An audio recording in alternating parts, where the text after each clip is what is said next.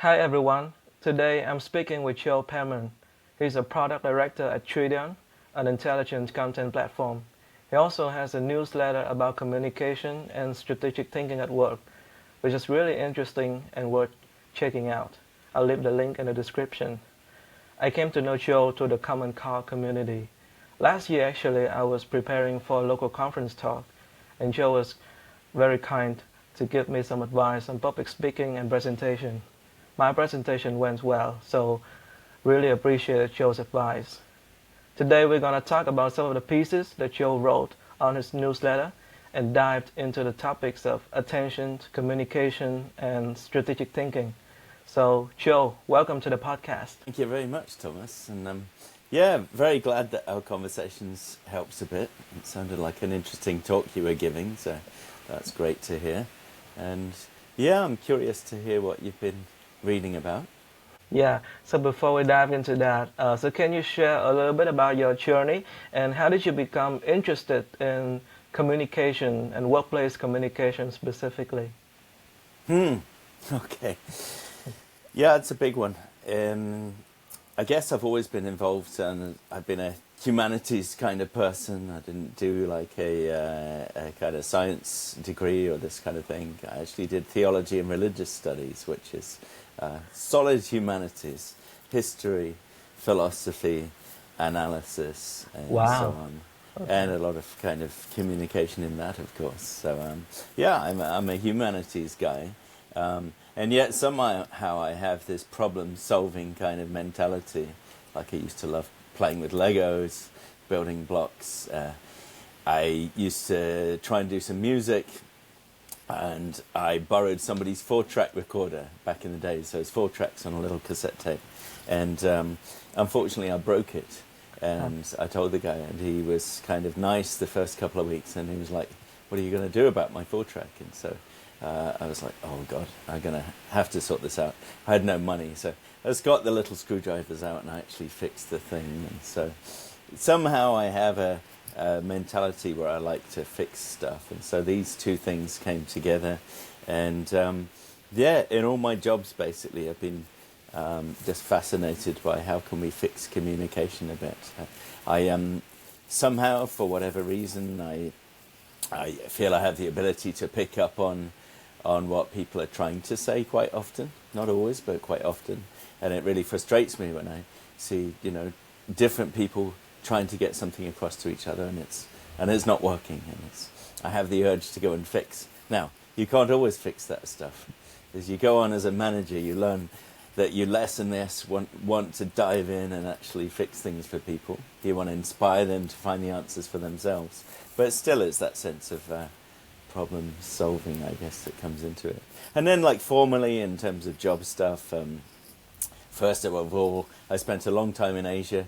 I got there kind of teaching language. It's like, unless you've got lots of money to kind of study, then you end up teaching language. But I got quite serious about it, and I learned how second language learners really acquire a language.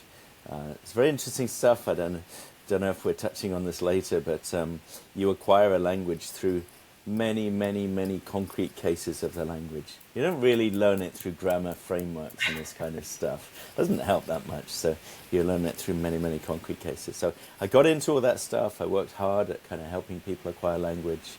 Then I got into kind of more corporate communications. I was lucky to have the chance to work with some kind of managers in multinationals in Taipei, and people in KPMG, NVIDIA, also fashion houses, all sorts of manufacturers, all sorts of different industries. And I thought, this is great. I could help them with their presentations and their thinking about their presentations. And so that was a very fun time. And I got into then formally kind of technical communication and the tools around communication. I was in HTC at the time when we were kind of really growing very fast and becoming the first smartphone, the number one smartphone manufacturer in the US, for example. So that was a fun time too.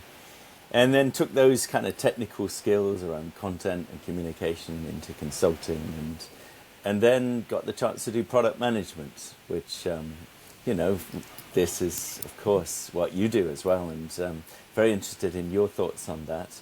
But as you know, it's working in the middle of all these different functional groups, isn't it? And it's getting them to communicate with each other and to do that well. And yeah, more than half of everything I do is about communication and language and getting ideas across.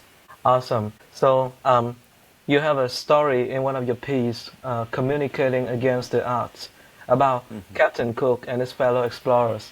So they were anchored up somewhere near Antarctica, and they saw a group of people, about 30 individuals, looking at them. And Cook had heard that in these lands people ate people, so he was wondering if these people were cannibals. So Cook proceeded with cautions, and he landed with two of his colleagues. And the locals also proceeded with two of their own, and they were holding these giant big sticks, and in a dramatic gesture, they throw the sticks away. So Cook's interpretation of that behavior was that of a peaceful sign. So he moved a little bit closer, and then they made contact. They exchanged gifts. They communicated with simple words and signs. The locals were later identified as the Harsh. That's the end of that story. And you mentioned that the factor that allowed Cook and the Harsh to communicate was attention. So I think the story was a great way to demonstrate that, because if you read the story carefully, you can imagine yourself as either Cook or one of the Harsh, and imagine the shape of attention that must have been there for communication to take place peacefully. So attention is really an important component of communication. So that leads me to the first question. The kind of situations where you must pay a lot of attention, like in the case of Cook and the Harsh, I don't think that's a natural characteristic of the modern workplace.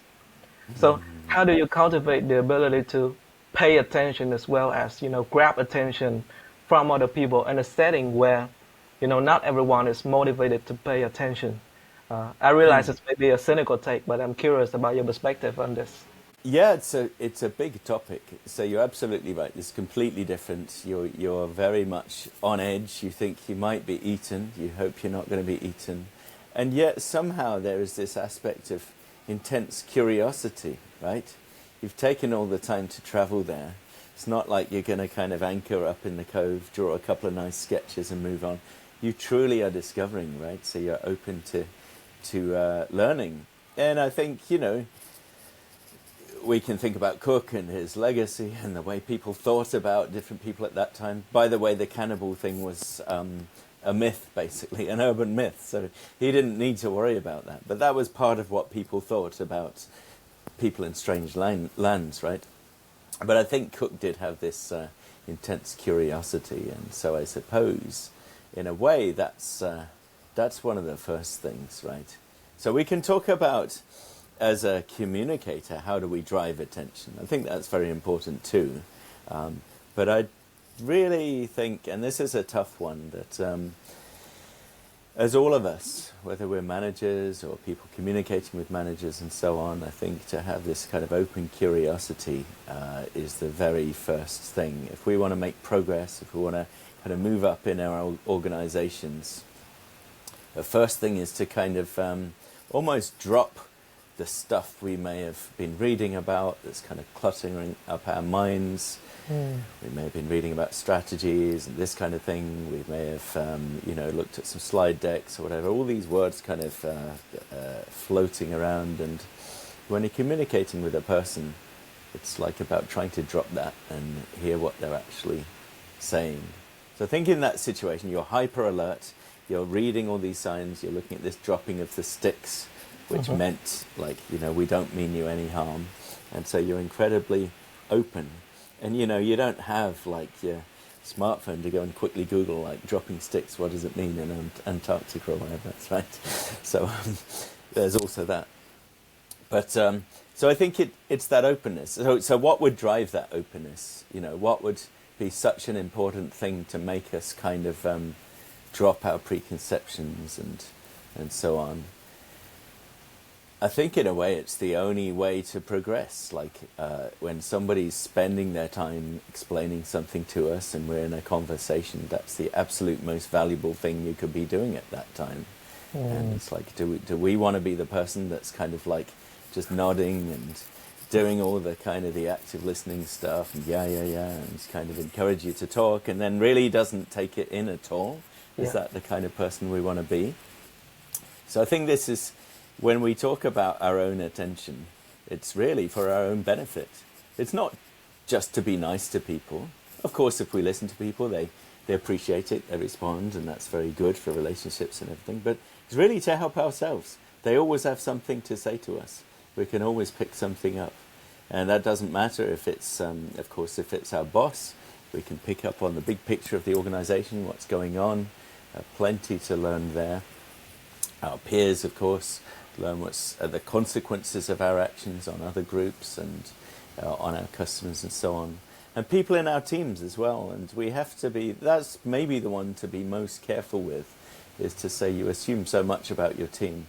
And sometimes they're telling you stuff that they're not quite, they don't have the right words to tell you, or they might be a little bit nervous about telling you. And so it's really trying to be very open to what people are saying and draw them out. Of course, it doesn't mean just sitting there completely silent. Well, sometimes I have to make myself, be silent for a while. I'm not shy of talking, and so I have to be silent just to pick stuff up. But then it's about following threads. Somebody says something, you think, yeah, okay, that's different. That's not what I thought you were going to say, and it might suggest this kind of path of thinking. So you got to pick up on the threads and draw people out. So I don't know how we do this. I think sometimes, we can say this, and then maybe some of the people that most need to hear this, they're already not paying attention. So that's a struggle. But I think for anyone who's starting to be aware of a little bit of a gap, I think particularly if you've been immersed in kind of practical work and you're starting to kind of think you want to do a bit of leadership and things like that, be a bit more responsible, get recognized for that, you start to be aware that you don't know all the world. There's really important bits of the world that are around you that you only have a dim feeling for. And I think that's a great moment, actually, to not kind of just blunder your way through assuming things, but to be truly open and ready to change in that way. So that's the attention from our side. Yeah. And I think the ability to pay attention is, for me personally, because I spend a lot of time actually working on the things. There's a sort of natural constraints for an individual contributor to pay attention to the craft, to the thing that you're actually working on. But as you move up the ladder and become a manager, you're not actually responsible for the work itself. You're responsible for the individuals who are doing the work. So the way that you practice paying attention as a manager versus the way that you practice paying attention as an individual contributor, do you think there's a difference there? Yeah, very much so. You're kind of hyper attention to the practical details. That's what you do when you're a doer. Even as kind of managing projects, you're kind of on top of those details and to make sure they're all kind of coming together as a machine. And at the moment when you start to look at other people doing those things, you of course have to realize that these other people are not mechanical, right? The first mistake we all make when we're trying to manage is trying to control these actions that people do as if they're our own actions, and of course it's not. We're dealing with humans. So that's the huge thing about this. It's we every day have to remind ourselves. I have to, people come from different places. They've got different ideas. That's great. That's why we get creativity and innovation. And they're not just, it's not like I'm passing this neat package of information to be received and acted on robotically. No, it's understanding that everything you say is creatively interpreted by, the people that you're talking to. They're going to bring their own kind of ideas on how to deal with it, their own practical experiences. Some of those are going to be better than yours, of course, right?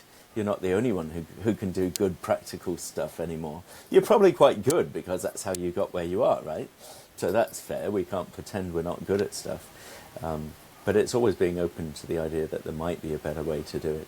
It's a tricky balance, and I've also seen managers who just completely try and step back and just say, no, right, I just hire good people and let them do their stuff.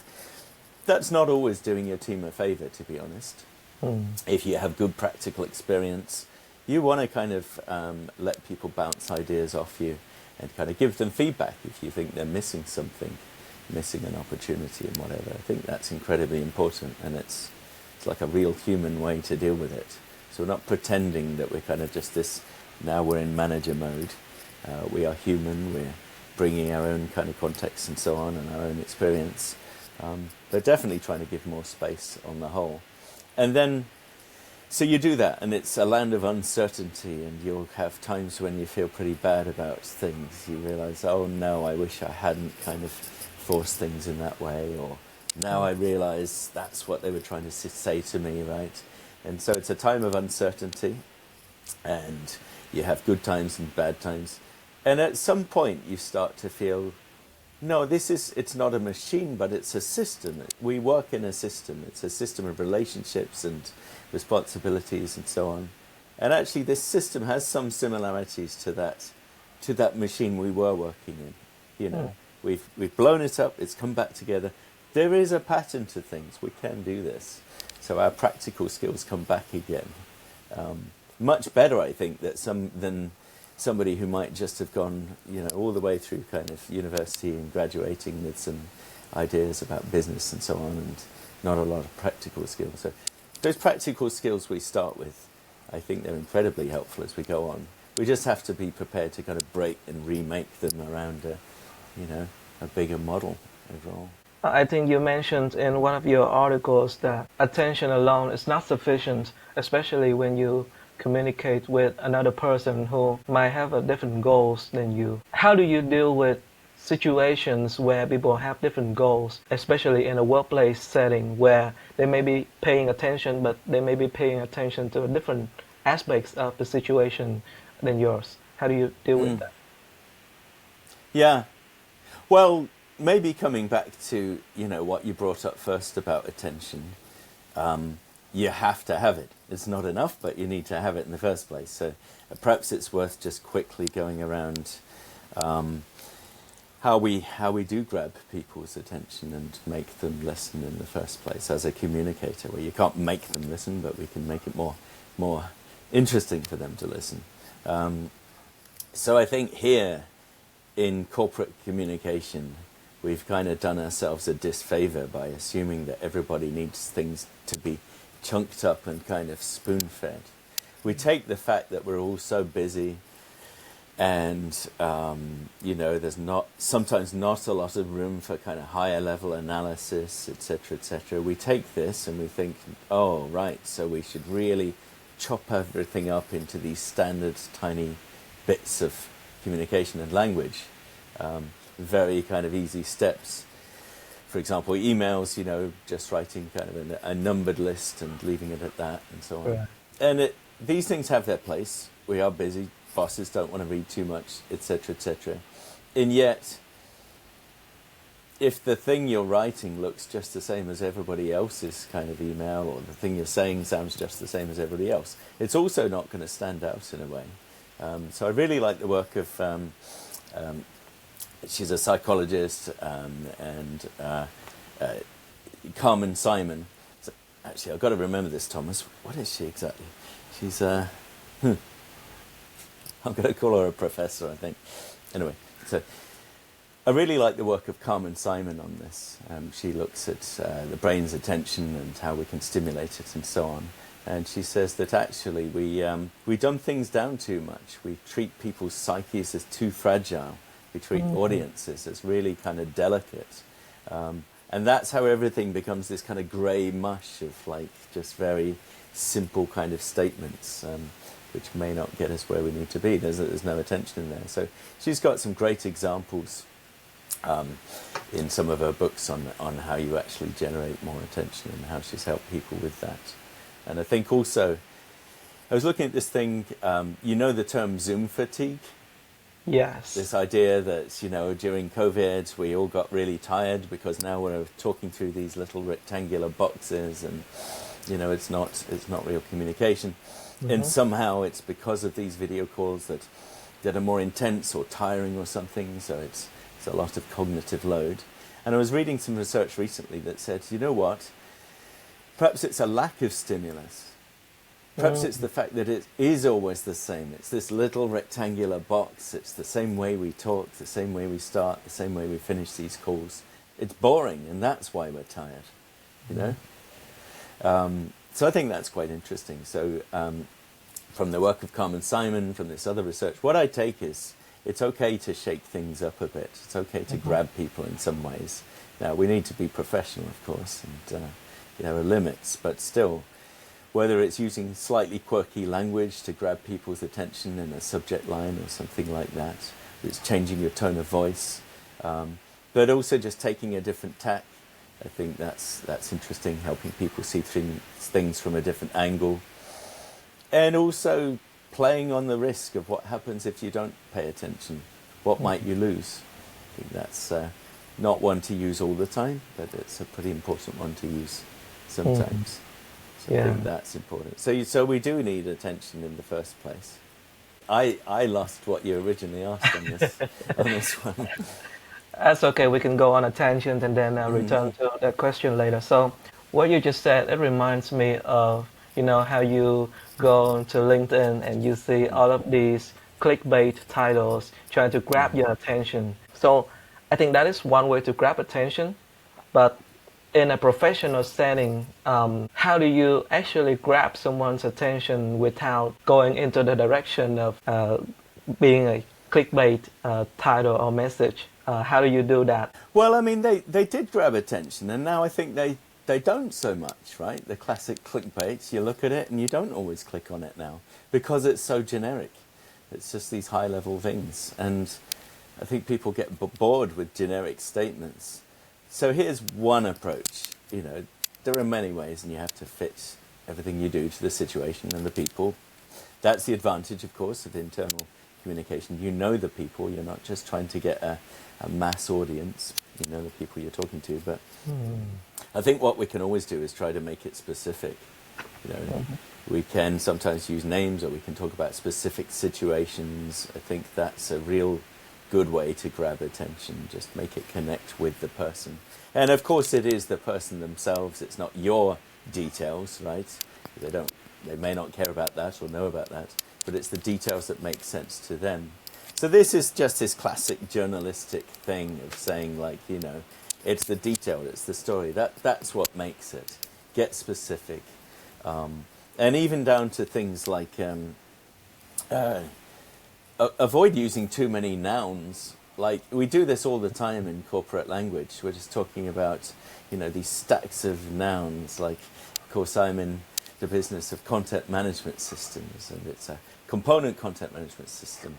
And it's good. It's like, okay, we need these terms, right, as a quick kind of summary of what we're dealing with. But if you're not careful, you can just stack up these concepts and they become very dry and they lose their meaning. So I think we can all use more verbs as well. This thing happens to that. This is going to change that if we don't do something about it. So I think getting concrete on specific situations and verbs, that's a way to make it more real. So I think the old journalists, like late 20th century journalists, they really had some good tricks here. So it's worth learning from them. Yeah, that's a good point. Reminds me of when I need to reach out to users for interviews. One of the things is the email subject must grab their attention. It's better if you include their name in the email so that you can grab their attention, and there are specific ways you can structure the email message for them to actually eventually go into the interview. So I think that's a very practical example of grabbing attention, at least in product management. What else have you done that you found helps generate attention in that way? I guess another way is when I reach out to people, I always do a little bit of research into their profiles because, I personally hate generic message, so I imagine the other person also would not like that as well. Just a little bit of cold reading can help you grab attention because you're actually mentioning details. For example, if you have a lot of public written content, then that's a very helpful resource for me to go and read and ask thoughtful questions from you, for example. So I think that's another thing that It's really useful. Yeah. It's really good, and it shows you're listening. I mean, that's like the basic thing. If you've taken the time to read around somebody's job and what they care about, it shows you're open to them. And then they think, well, it's worthwhile my time, spending it with you. So I think that's very good. And because you've shown you're willing to listen, actually in some way that disarms them, and they could be more willing to listen to you as well. I don't know how this works, but it seems to work this way. I just recently read a research piece on this. I haven't looked deeply into it, but it seems to say, the more that you truly listen and people feel listened to, then when you have something to say, they're going to pick up on that. They're going to be more respectful. So I think it works both ways.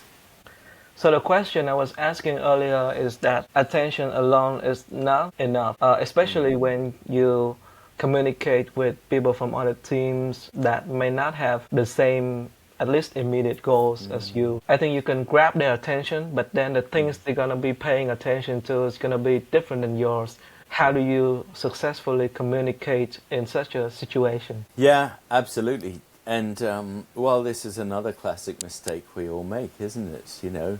We give a presentation, we're giving some direction, maybe it's around a product, right? Here's what we're going to focus on for the next 6 months. And you get nods and smiles, and you're trying to listen. You say, well, any ideas about this? What do you all think? How's it going to be? And they're like, yeah, makes sense. All good. And then, of course, you finish, you think that's what we're all doing. A couple of weeks later, maybe, if it goes that long, you might find out, oh, so-and-so, they're doing that thing. And you're like, how on earth does that work with what I said? There's no connection. That's a completely different direction from what you thought you said, right? And that's, so then, of course, the first reaction is to say, well, they're making it up. They're just doing whatever they want. And it's not exactly like that, actually. At least it's true in the sense that when any of us hears a presentation, a piece of communication, we're all making it up on the spot. That's a definition of communication. So that story about the house, in South America, that came from a book called The Language Game. It's a really fantastic book. It's by Morten Christensen and Nick Chater, proving that a lot of what we think about language is just completely wrong. To say the idea that our words, they are these fixed tokens, they have a certain given meaning, we assemble them into a message that objectively has this meaning, that we hand over, it kind of slots into somebody's brain. They've got this, module now, and they go off and do that thing. It's absolutely not how language works in the slightest. And so this book kind of blows things up in a nice way, but it blows things up, and it says, it's starting from that situation, right? Cook in the house dropped their sticks. That's a communicative act, and it's interpreted on the spot. Maybe there's another situation where somebody throws some sticks down and it means something different, right? Or it doesn't work or whatever, but they're interpreting it on the spot. They're creating communication. And actually, as you go into a conversation, that's what we're doing. That's what we're doing all the time. We're kind of saying some words. The other person kind of reacts. We think, oh yeah, does that join with what I thought I was saying? If not, we get the chance to fix it. And we're kind of collaboratively creating a bit of a meaning. And at the end of the day, the person goes and they've understood something from that conversation. We each have our own personal language in a way. This is the other thing about thinking that a language lives in a dictionary or a grammar book. Really doesn't. Language is changing all the time. We can see that objectively. And you can go, oh, isn't that terrible, right?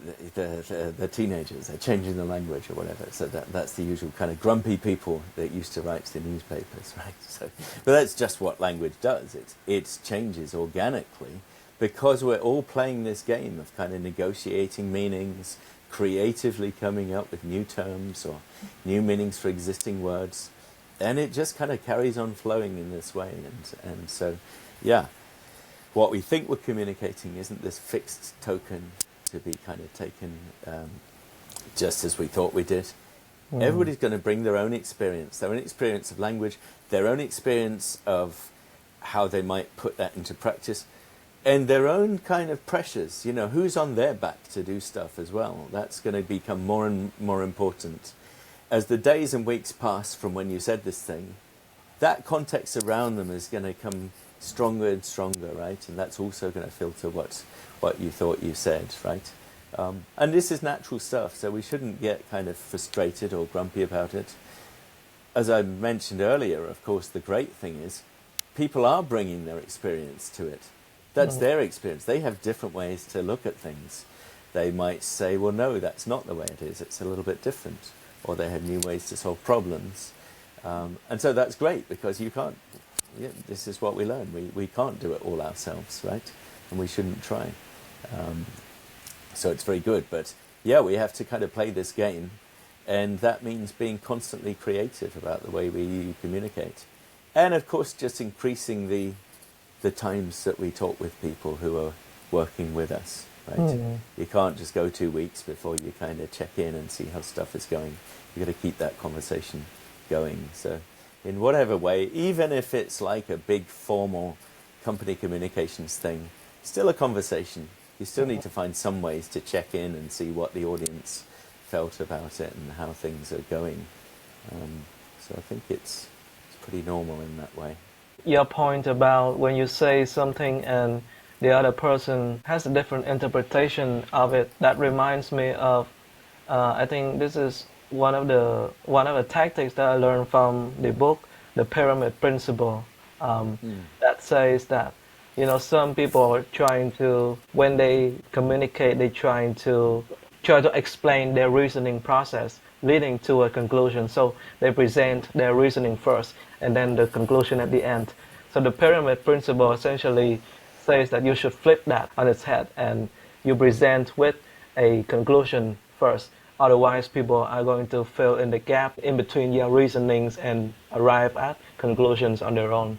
So very tactical thing to do, but in your experience, does that work? Like in what situations do you think that would work, and in what situations would that not work as well? This is Minto. Is it Barbara Minto? Or?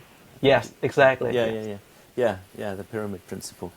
No, it's good, and it's funny, talking about those old journalists as well, there was this thing called the reverse pyramid, where you start with the headline, the main kind of what happened to who and where, right?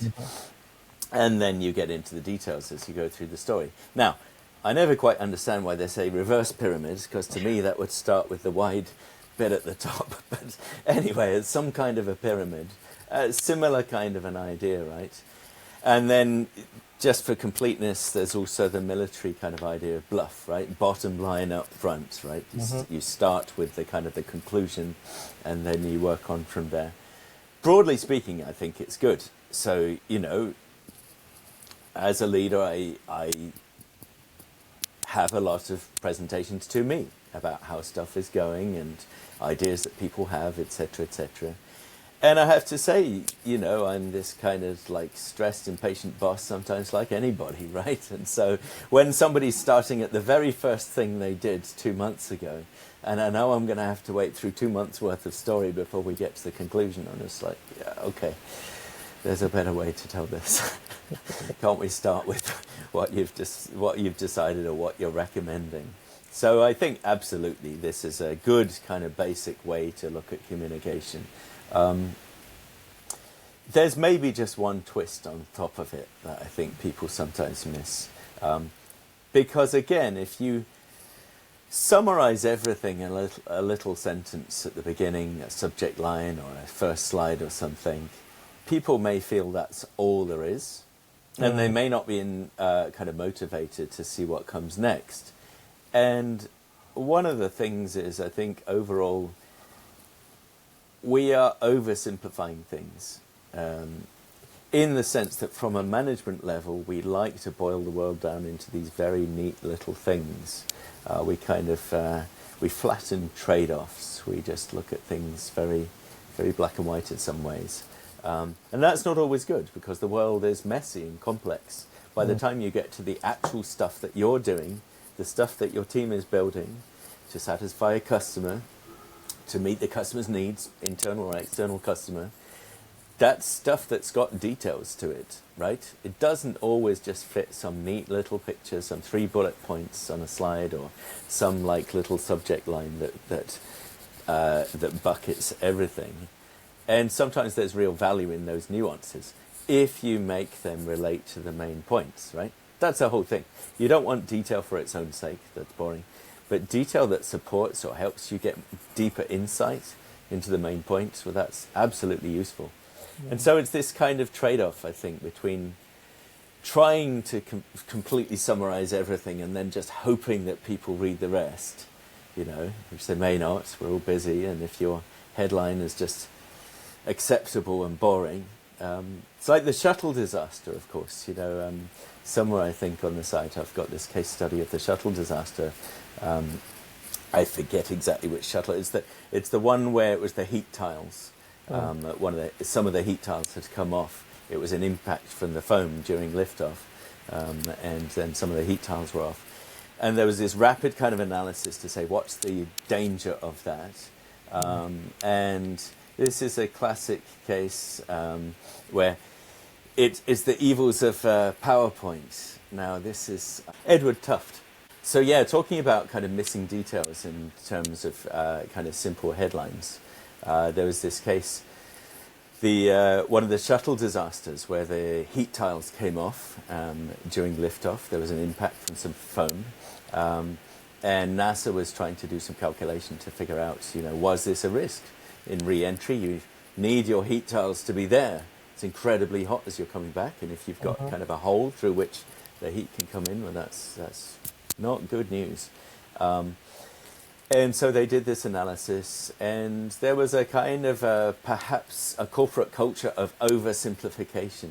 And Edward Tufte, a great designer, wrote this summary afterwards about the cognitive style of PowerPoint, where he gave this example to say that the PowerPoint slide with its little headline at the top, the headline was kind of quite optimistic, something like "no cause for concern on these heat tiles." I forget the exact wording, but that was the message. And then you might go down first couple of bullet points. Oh, we did some tests. Yeah, tests kind of okay. You have to get down to like the 5th bullet point or something where you realize the test didn't apply. It was complete. It was not very similar to the real case which had just happened of these heat tiles coming off or being damaged. And so you're right at the bottom of the slide before you realize, right, actually there's something we don't know here, some real cause for concern. I don't know if PowerPoint's to blame, probably not. I think it's the way we think about messages. It's, you know, systems of people working together, trying hard to do what they think's right, but still the message not getting through to that top headline. So there you say, well, that's an oversimplification. It really is. Somebody should have left kind of reasonable doubt in that slide title that makes you want to read a little bit more, at least. So I think that's one of the dangers of being over simple when we summarize things.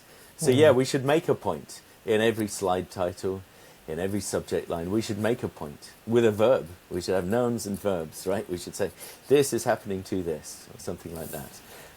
Or I would like your opinion on this. But then, you know, if there's a story to be told, make people want to read it a little bit. Leave some information gap. Leave some room for curiosity. And then I think that can hopefully happen. So it's a bit of a balance. Of course, we can't go right into the clickbait, as you say. So that's boring too. But yeah, I don't think we should oversimplify. Yeah, that is true. Aside from oversimplification, I think, and this is something that, I mean, I struggle as I was beginning my career, and I still struggle sometimes at the moment, is that when you write a recommendation or decision up front, it's usually the case that the word is very complex, and especially as you just become acquainted with a new work environment, your framing of the recommendation or the decision may be wrong. And so that sort of creates an anxiety, especially for people who are new to a company or culture, that perhaps they shouldn't make a recommendation up front and perhaps they should explain their reasoning first, so that at least if their conclusion is wrong, then people understand their thought process. So what has been your experience on that? Have you Yeah. experienced that? Have you seen your colleagues experience that anxiety? Yeah, definitely. And I think it can result in two kind of extremes. So, yeah, somebody's trying to kind of make more strategic recommendations, right? They're in a role where they want to be recognized for that and keep moving on and keep making more of an impact with their work and the people that they coordinate. And it is a nervous situation. So then some people might just not really know where to start and get almost a kind of a writer's block or a speaker's block on that, right? Completely understandable. So they don't say enough. They're not trying enough of their ideas. On the other hand, something I also sometimes see is that somebody will go with kind of incomplete information and, of course, take that to be the whole world and be a little overconfident. And particularly if it's the kind of information that is like, I know you and I and others on Common Cog, we've had this debate about the book Good Strategy, Bad Strategy, right, by Richard Romelt. I love it, by the way, because it appeals to my sense of design and creativity around solutions. But you can read that book and you can think you know a lot, right? Or maybe you look at kind of some very, very high level kind of company finances or kind of goals or principles or something. And you can slightly overinterpret them, and you can have this fragile, brittle view of the world. You just go, this is the right thing to do. And you can even sound a little overconfident when you do that somehow. I don't know if maybe the defensiveness works the other way, right? Your anxiety is removing the nuance. You're afraid of seeming too uncertain, so you sound a little overconfident. And the trouble with that is people see it as well. They see it, and then in a way they have a harder job than with the quiet person, because they're like, oh goodness, I'm going to have to help this person to kind of unpick that a little bit kindly to them, because they're trying hard and you don't want to burst their bubble too much, but you need to make clear to them that there's more they need to look at, really. So those are the two extremes. So what can I say? First of all, there can be bad bosses, there can be managers that don't have a good intention and want to keep people down or whatever it is. So I'm not really talking about that. That stuff goes on. For now, what I can help with is the situations where people have goodwill at least, right? So the manager and the employees and so on. We're trying to get a job done, okay? So let's assume that. And within that context, we do need to put forward our ideas. We absolutely do. You don't get anywhere if you don't do that. And in putting forward your ideas, it's a chance to test them. I think we can also just sound a little bit less dogmatic when we do this stuff. We could say, well, it looks to me like this, and this is what I've heard, etc., etc. And so based on that information, here's what I might suggest.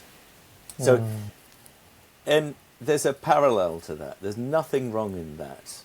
In sounding slightly kind of as if you're trying the ideas out, it's a very, very good thing to do. Let me draw a parallel where this would absolutely be the expected thing, just to make people confident. If they're listening to this and they're going, well, I really don't want to sound too hesitant because, I want to get into leadership, and leaders sound confident, right? Yeah, I was going to ask about that. Yeah. Right? So think about a sales situation. Because all the time we're selling ideas, aren't we? We shouldn't try to hard sell. What makes a good sale? Well, there are sales where you push something and then you run away. I assume we're not talking about that, because we want to stay around with the people that we're around and keep doing a good job, right? So we're not talking about quick sales and running away. We're talking about a sale that really creates value. You're introducing somebody to something that helps them, and there's a mutual benefit there, right? And again, this situation, you're an upcoming kind of team lead, you're maybe a beginning manager, you're trying to do more strategic stuff. What you have to offer is your ideas that could really help the organization. What you have to receive is respect and recognition and, progress in your career and responsibilities and all these good things, right? So this is a good trade-off to make. Sorry, not trade-off, it's a good trade to make. So you're selling these ideas. How should we sell? Well, the first thing you learn in any sales situation, you don't turn up on the doorstep and go, this thing is great. We are a great company and this thing is great and you need to buy it right now. Because who's you? You don't know who you're talking about. You have no clue. What's going on with this person that you're talking to. Mm-hmm. The only way you can start to know if this thing is going to work for them is by talking and listening closely. And that means not being overconfident that you think you know everything. You're responsive and you're listening. And in this way, true listening is actually a sales tool. Now, salespeople are on a journey. Some of them may be closer to that than others. I still see some, quite commonly salespeople who haven't learned that lesson about listening yet. But I have seen when you're doing proper kind of consultative selling where there's going to be a lasting value and a lasting relationship, you start by listening. You start by asking some questions. Actually, that's the cleverest thing you can possibly do because that buys you time. You find out about your specific audience. What do they care about? Who are they? What kind of clues do you get where you could shape a message that fits them better? So that's very normal, very good selling. And, I don't think anybody looks at good salespeople and says, oh, you don't sound confident enough, right? It's because they listen and you like the fact that they listen. So maybe that's the way we can look at presenting ideas as we're kind of moving up in an organization. We think we've got something good, and we need to make sure that's going to work for you, and that's the approach we take. So positive, but open. That's an interesting point you mentioned about sales because as a product manager, I joined a lot of, they call it discovery calls in sales, which I thought was interesting because we also do product discovery. And when I joined these discovery sessions, salespeople, especially people who I think are still early on the journey, they have a script. So they kind of like follow the script. They ask a bunch of questions that have been written in the slide deck. After asking these questions and receiving answers, they kind of like, there's sort of like a decision tree where they can reach a decision on how to sell to this particular customer. And I always thought that it is an oversimplification of customers. And because if you do product discovery, you have to actually listen to what they say and try not to pattern match it too early in order to actually understand what they're saying and whether or not your product actually meet their needs. So I think that's an interesting relationship there. Yeah, no, absolutely. And then also being open to learning something new. That you hadn't thought about that might be the next kind of iteration of your product. So as a kind of a UX researcher, well respected, and she writes books about this, and she's gone into other areas. She's called Ximena Bengochea, and she wrote this book called Listen Like You Mean It, and she's got this case that kind of speaks to me a little painfully. Where there is this product manager and a UX researcher. I mean, I think this is a real situation where she disguised the names, right? So it feels so real. They're talking to this potential user of, I think it's an online shopping app. And the product manager is really excited because there's this new feature to do kind of voice search for the clothing that you buy through this app. And you can do the whole sale basically just through chatting to the thing, right? So it's a bit of a linear kind of a chat pattern instead of like the traditional kind of browsing through different things, going through relationships, categories, things like this, things like that, right? But a kind of a chat. And so the product managers, they've taken her through the app, the subject. She's had a go, she's had a look through. Product manager's like, and what do you think of this voice function? It's like, yeah, it's nice. And so the UX researcher was not sure about this. What does this mean? Yes, it's nice. So she's going like, so do you think you'd use it? And the subject says, yeah. And then there's a couple more questions just kind of gently kind of prodding in which situation would you use this or something, just trying to see if this is real. And then eventually the woman goes, oh, no, I wouldn't use it for that. No, I do my shopping by, browsing through the things or whatever. And that's like, product manager is completely crushed in that moment, because it's very clear to them that their cool new feature is not the one for this person, at least, right?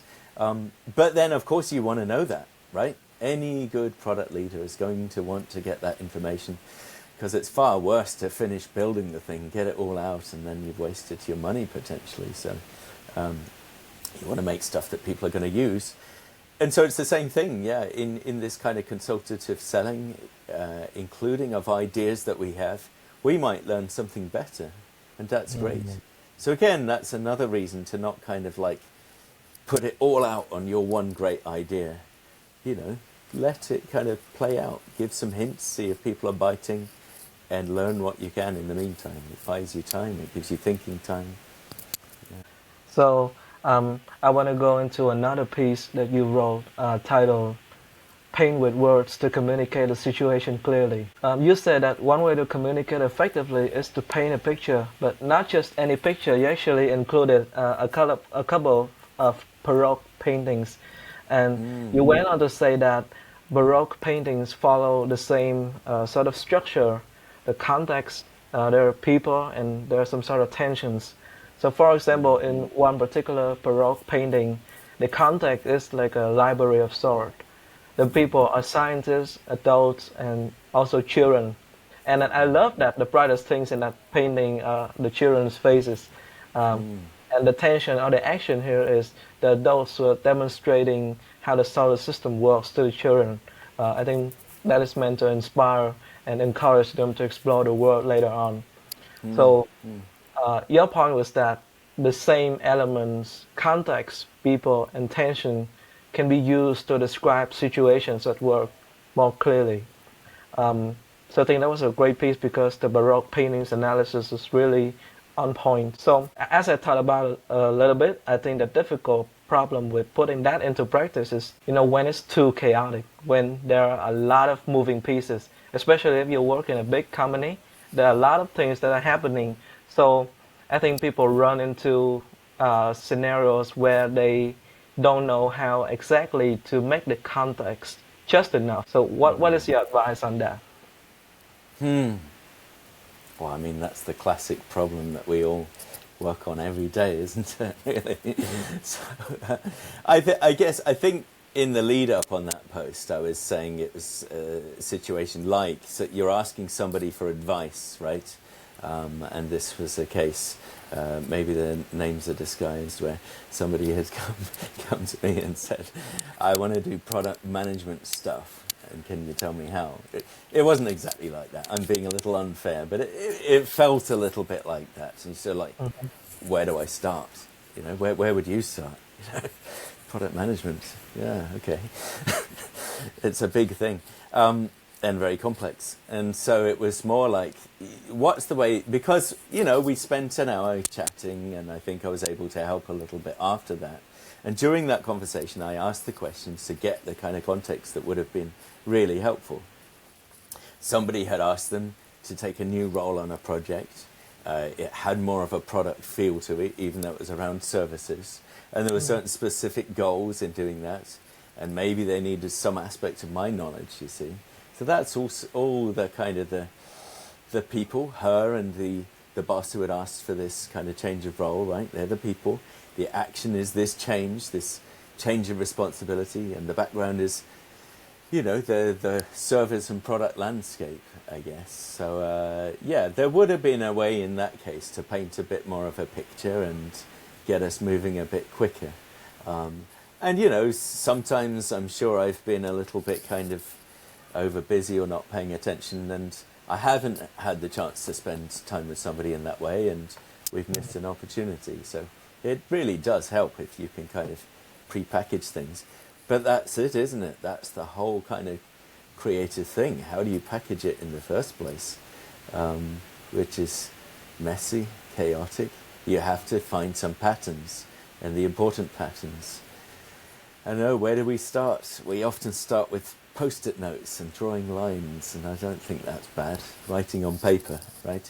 Actual physical paper, getting stuff around, drawing diagrams, drawing weird shaped diagrams, crossing out the old diagrams because you see they don't work, building new ones. That really helps me a lot. So yeah, I don't know. We have to get our hands dirty and play with this stuff, and then we find the patterns. Has there been situations where you describe a situation using context, people, and intention, but the message doesn't come through, maybe because the people who you're talking to, they don't really have a perspective that could be useful, or they don't share the same goals as you do? Are there situations where communication, breaks down? All the time, right? Yeah. I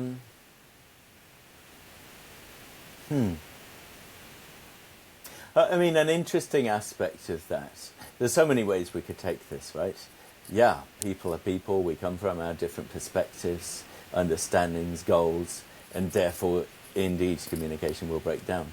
Now, the easy thing to say is, well, then communicate more frequently, listen more, make sure that it's going along, and etc., etc. So that's, yeah, we should absolutely try to do that. And then, of course, if we recognize that a situation is such that it's just going that way, it's forces beyond our control, then we have to take other decisions, right? We have to see how we work with that organizationally and whatever it may be. But I think one thing to bear in mind, one way to still kind of save things, even when they might seem to be quite, train is going off the tracks type of stuff, really digging in on those kind of underlying motivations why people are doing stuff, because we've all got them, right? We don't always realize them, but we have various motivations for doing the stuff we do, and that's, it's good. We're humans. We're normal. So another book that we were discussing on Common Cog, right? It was Stan Slap and Under the Hood.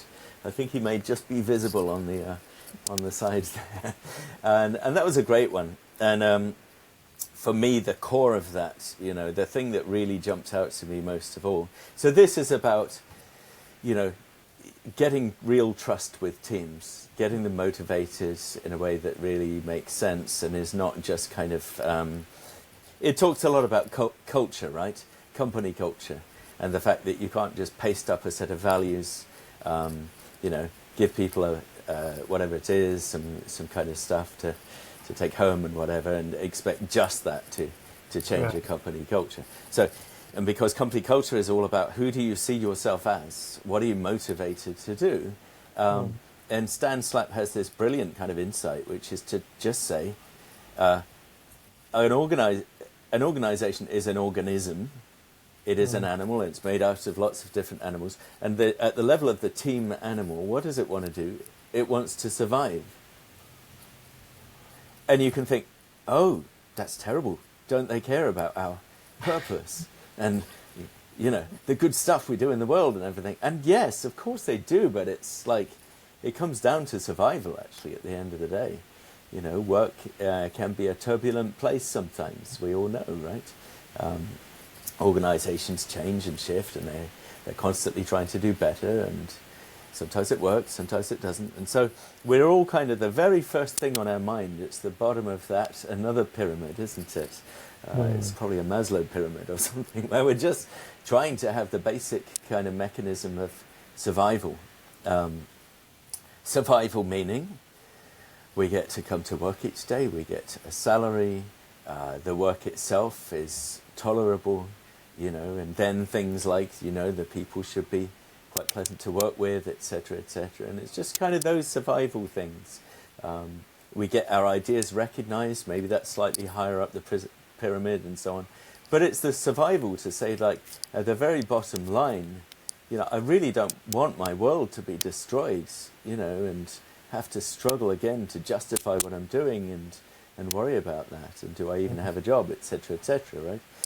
So many times when we're seeing there may be a bit of a communication gap, again, it's not the words, the words are just these kind of hints at a meaning beyond that, which is like our context and your my context and your context, and the way the words kind of negotiate that, and we hopefully see a joint picture. So, what's the very first thing I can do for you as somebody I'm trying to communicate with? Understand your reason for being. What's the basics of your perception of what you need to do to survive, and maybe your perception is limited.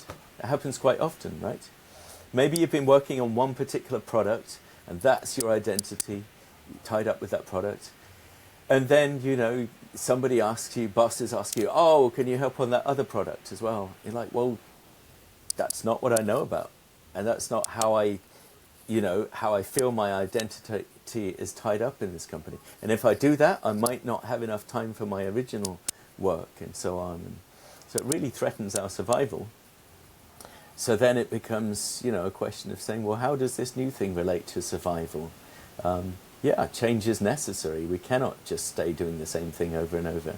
But let's tie in that change with the idea of survival and what the survival is. Not just survival as in terms of some global revenue number, right, which is a little bit abstract for a lot of people, but tying it all the way back down to what I do. So, I think that's maybe one of the ways to look at it when communication breaks down. There is this notion that communication is all about sending a message.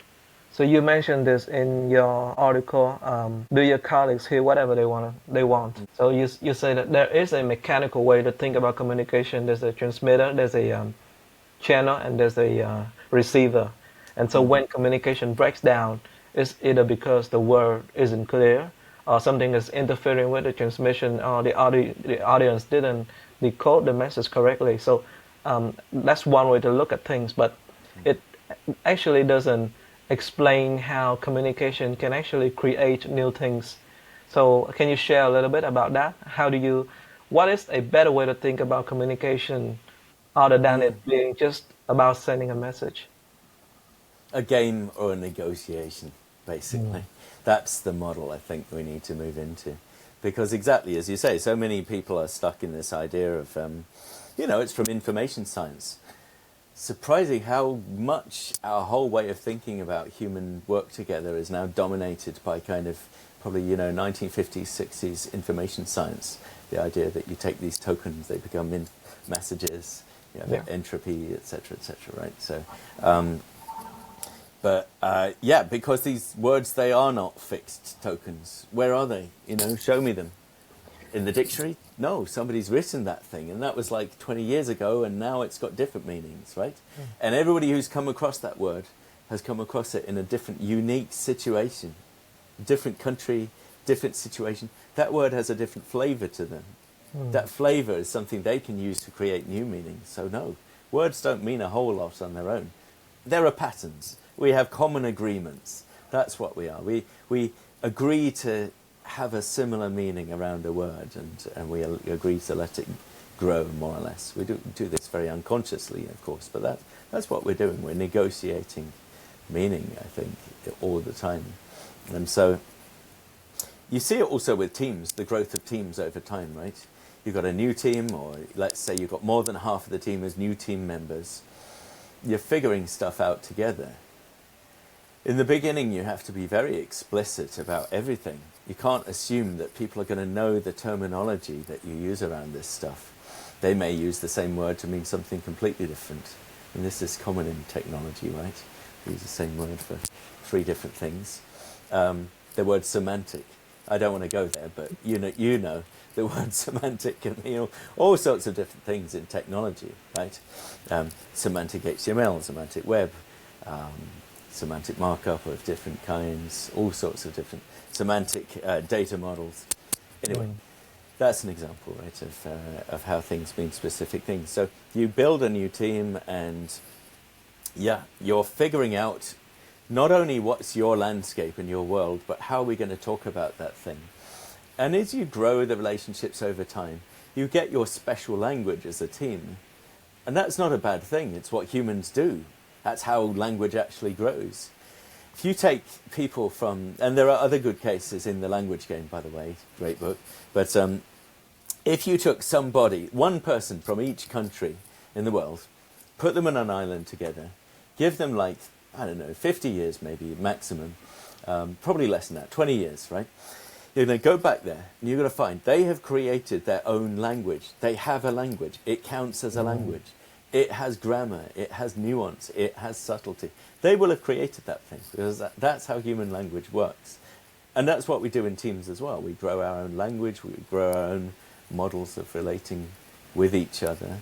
And that speeds up communication, and it's a very good thing. And it also helps our sense of identity as a team, of course. And then you get the case, so this team is over here, they have their language and identity. There's this other team over here. Oh, the first team looks like a silo. How are you going to bridge that? And, you know, we go from there. We figure out how we communicate across teams and so on. But I think, yeah, we have to look at it that way. It's a game, it's a creative act, and it's something that we keep working on and negotiating on. And we never assume that just having kind of sent over this token over the network that it was received just as we thought it. Yeah, that actually reminds me of Bob Morster, who's one of the founders of Jobs to be Done, mentioned demand and supply perspective of looking at product development. So I think the mechanical way of looking at communication, if you look at communication as a product, then the mechanical way of looking at it, like a transmitter, a channel, and receiver, is kind of like from the supply side of things. So you craft a message and then you push them out into the world, and then you try to get people to buy into your product. An alternative is to think from a demand side. So focus on the recipients, focus on the users, the people who will be receiving your message, and understand their situations, and then craft communication as a product around those situations. And so I think what you mentioned has some like parallels to that idea. No, I agree. It really does. And it's because at the core is listening and being open to people, where they're coming from in their situations. And in a way, so we say that. So listening is just so key to good communication, doing good things for people, working together, etc., etc. And it sounds silly to say it, right? So you can think of a motto like we say we just listen, right? Maybe I stick that on my website. It's just listen. Great. But what does it mean? Because so we need to repeat this across every different domain. You know, the whole jobs to be done work. Really kind of intricate way of exploring this and listening in a specific situation, right? That's so valuable. And if you just said, oh yeah, jobs to be done, it's listening. No, you're not going to get there, are you? And so it's the same thing for the communication, yeah. It comes down to listening. And how do you do that, right? So it's gaining experience in specific situations. And then you've got all that experience, you know, you've been a few years in a job and you built that up, and that becomes your own preconceptions. And then you start to think, oh yeah, I'm a pretty good listener, actually. And as soon as you do that, it's disaster, because, I guarantee you're going to have a meeting the next day. You've got this I'm a good listener attitude, and you go away and you're going to find out, if you're lucky, you find out soon. If you're unlucky, you find out weeks later that you completely missed the point. And almost in the sense of your pride about being a good listener, you aren't anymore. So we need these ways to continually stimulate ourselves to say, like, what does it mean to be open to stuff in design, in demand research, in this kind, in language, in conversations. So, I think that's the goal, but it's the way to get there. It's specific to the situation. I guess framing it in terms of situations kind of reminds me of an idea from the book, The Heart of Innovation, that a lot of folks are discussing on Common Car. So I guess one way you can look at successful communication is when you have uncovered a situation, a not situation, where it would be super weird if someone doesn't get captured by your communication, if that's the right way to put it. I guess I'm trying to say is that maybe if you understand people's situations very clearly to the point where you can identify particular situations in which it would be unreasonable for them not to listen to what you're saying, then that could be a good way to identify whether or not your communication is effective. Yeah, I think I see what you mean. So we're talking about communication situation. Maybe it's the situation itself. Like, okay, back to Cook in the house. He didn't. How do we say? The grammar of this not trips me up all the time. Maybe this is good because it gets us thinking. Maybe that's why it works. But how would you say? Yeah, Cook didn't. He didn't not have an option to kind of engage, right? He did not have an option to engage with the house. He's on the beach. He's committed, right? He's not going to start running away now. So, there's probably a strong not there already. And then it's like, how do we bring that back into normal communication? Is it the situation itself?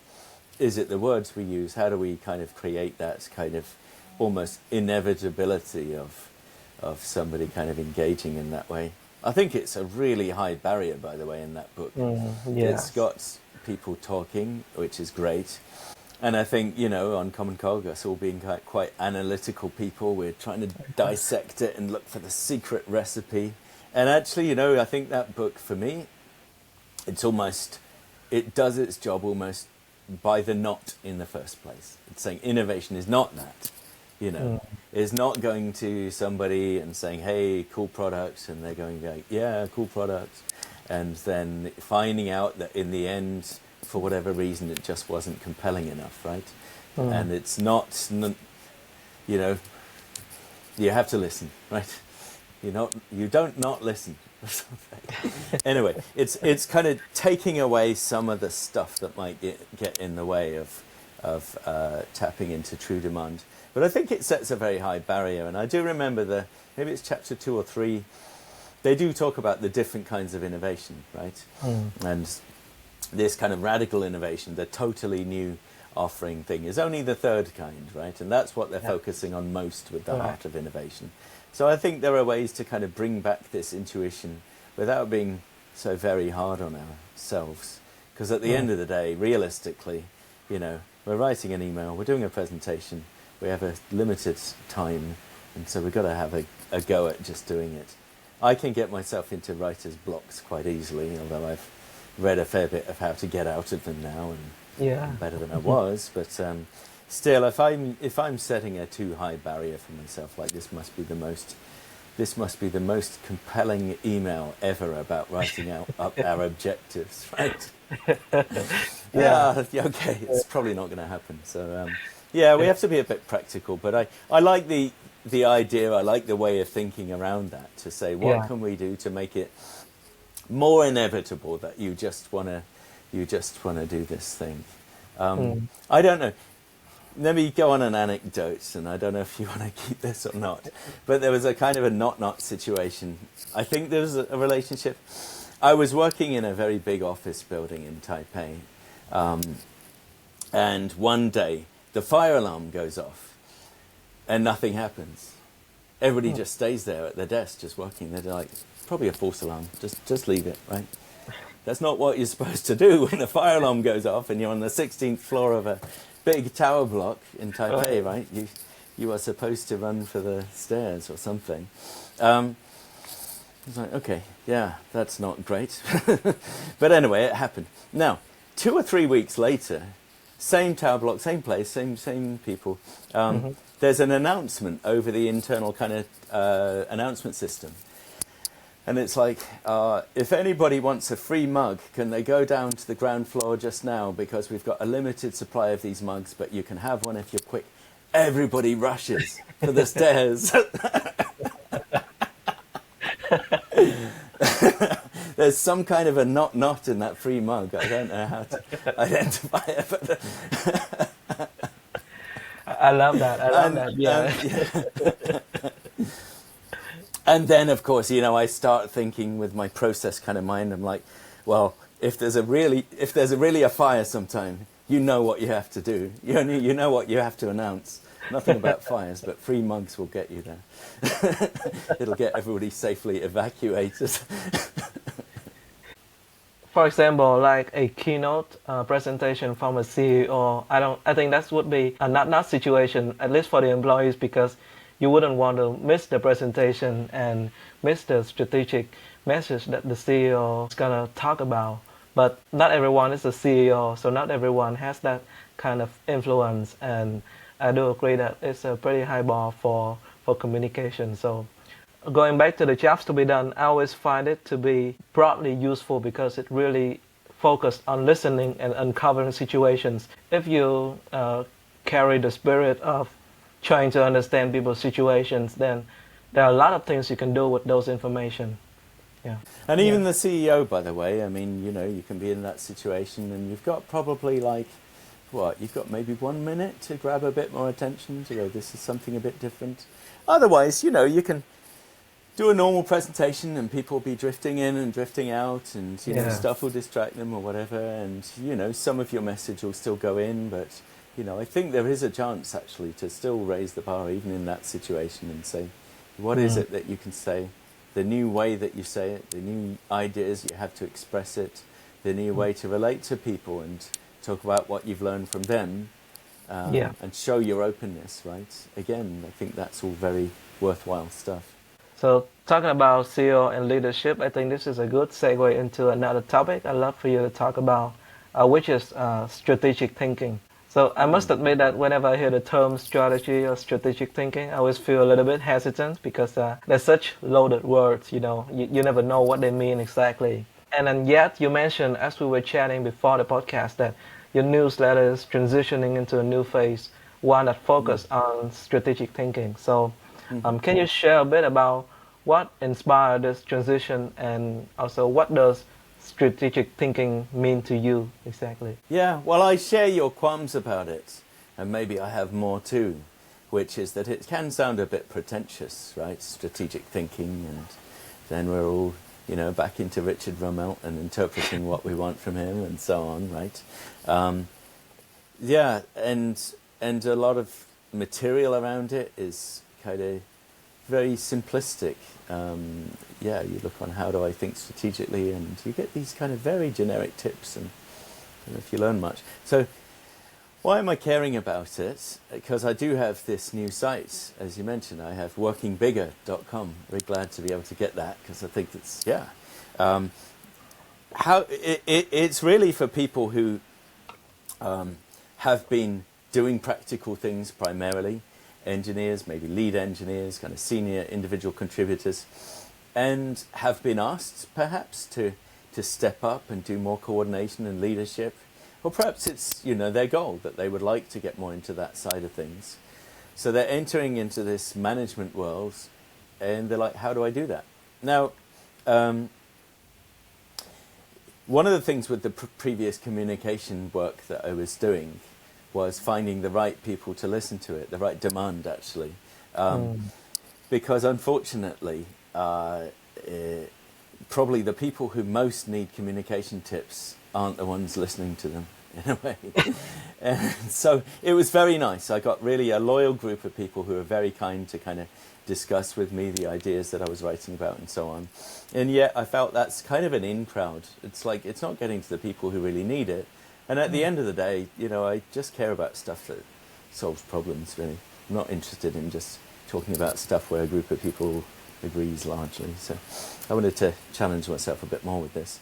And I found that if you go on Reddit and other places, it's actually a common question to say, like, I've been asked to step up, or I'm trying to step up, or I'm going for a new role, or whatever it is.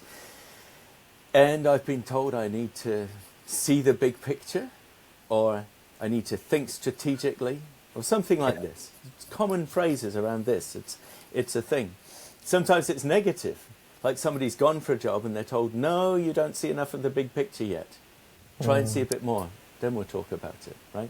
So people have this sense that, yeah, they want to progress, they want to do more useful stuff on a bigger scale, and they're missing something. So that's great because they realise there's a gap. That's what we all need to change ourselves, isn't it? If we don't realise there's a gap, we never change. So, yeah, there are people who are in this position of wanting to change. And for me, the whole thing of communication that was interesting was not really like playing with different words and so on. I'm not like a grammar girl where I get deeply into that. I think it's very good that she does what she does, but it's not my thing. I'm about using language to get stuff done, important stuff, that helps teams work better, helps people achieve bigger effects, serve their customers better, etc., etc. I.e., language for strategic stuff. So there's the connection there. And so I just saw this gap. Partly it can be about communication. Are you not communicating enough in the right way? Like the pyramids stuff we were talking about, right? To say, are you not highlighting kind of the key points first? That could be a reason why you're not seen as engaging with the big picture. But then from my experience, from that of peers and others and lots of people I've talked with, as managers, we also have the experience on the other side of saying, we see somebody who's trying really hard to step up and have more effect, and yet they have a limited picture currently. Now, what do we mean by limited picture? Because this big picture word is pretty useless, actually, to be honest. You need to see the big picture. Well, what picture? How big? Does that mean I need to read Rummel and then I need to go all the way through our balance sheet and so on? Well, it probably doesn't hurt, but then there's a big distance from that to interpreting what's the best thing you can do with your team now and for the next year and so on, right? How can you make a difference there? So it's about expanding the picture around you, really, actually. It's about looking to say, the work you're doing now, do you fully understand its consequences? When it gets to its consumer, internal customer or external customer, what do they do with it? How does it fit in with the rest of their work? How does that value actually manifest? That's very interesting. Are there other things you could do with it? Could you improve this, let's call it a product that you're producing? Are there new ones you could do with the same skills? What needs do they have? What are they telling you about their needs? And then other customers, do their needs, there might be different specific needs, but they might both come back to something you can do on a structural level, maybe in the product, that unblocks both of those things at the same time. So that's the start of some strategic thinking. And your inputs as well. What's coming into you? Is it good? Is it good quality? The inputs, could you do with knowing more about that? Maybe it is finances, but specifically related to what you're doing, for example. Capabilities that are coming on board. Maybe there's an intern program that's coming up and you think, well, how can I use these interns to get a better effect and for them to learn some stuff? So I think it's about joining dots, but I'm trying to keep it practical. I don't want to be one of these very generic people, it's just going like, oh, join the dots. Yeah, look at the inputs, look at the outputs, think about them more. You've got to, and we start with stories, so I'm trying to include a decent amount of actual cases, so it helps connect to people's own experiences there. There is strategic thinking, which is the input, and perhaps being perceived as strategic, which is one of the outputs. I don't remember who it was. I think maybe it was Westcal, but there was this article on being perceived as strategic, and I think one tactic you can do to make yourself more strategic is try to summarize the conversation so far and then propose the set of next action. So very tactical things that perhaps are not really strongly correlated to the strategic thinking that are necessary to level up. So what do you think about that? So the key thing is that they summarize what they feel they've heard, and they check that, and then suggest the next actions. Is that it? Did I understand correctly? Yeah, that's one way. I think the article was arguing that was one way in which the word strategic could mean to some people. Yeah. Mm-hmm. Well, I think that's a really good thing to do, actually. Yeah. I have team members who do that, and in their summary, sometimes they hit the nail. Sometimes it's clear that we didn't discuss enough, and that's really very helpful, actually. And then, it helps us all get a consensus of where we got to, and then, of course, you look at next steps. So, yeah, it's a really good practical tip, actually. And it might seem like so much kind of just almost admin work or just something a little bit lowly somehow, right? But it's not at all.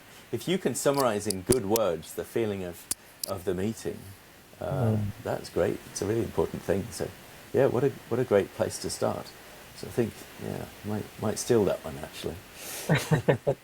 In terms of strategic thinking, what is your audience who would benefit from strategic thinking the most? Yeah, well, I mean, if we look at general materials on strategic thinking, a lot of them are aimed at CEOs, and some of them are talking about military cases. So I don't know if they're for generals, but they're for people who like military history and so on. And yeah, I'm interested in all that stuff, but I can see that that's a big gap. And again, Richard Rumwelt and other books, and then I think it's Lawrence Friedman. He's got a big book on strategy, which is a lot of the military cases and so on. And so, all interesting stuff, but really hard to actually join to day-to-day work. So I think there is this gap in the middle almost, which is to say, I do really believe that leaders, managers, somewhere in the middle, you know, from team leads all the way up to, who knows, directors, senior directors, some VPs, whatever we choose to call a middle kind of dimension, a middle layer of an organization. It is the place where strategic stuff happens. It doesn't happen at all without that. I'm not arguing for like a cast of kind of professional middle managers who never do anything. In fact, quite the opposite. I think, you know, where do you get to the middle? You get, hopefully, from having done something real and not forgetting what you were doing.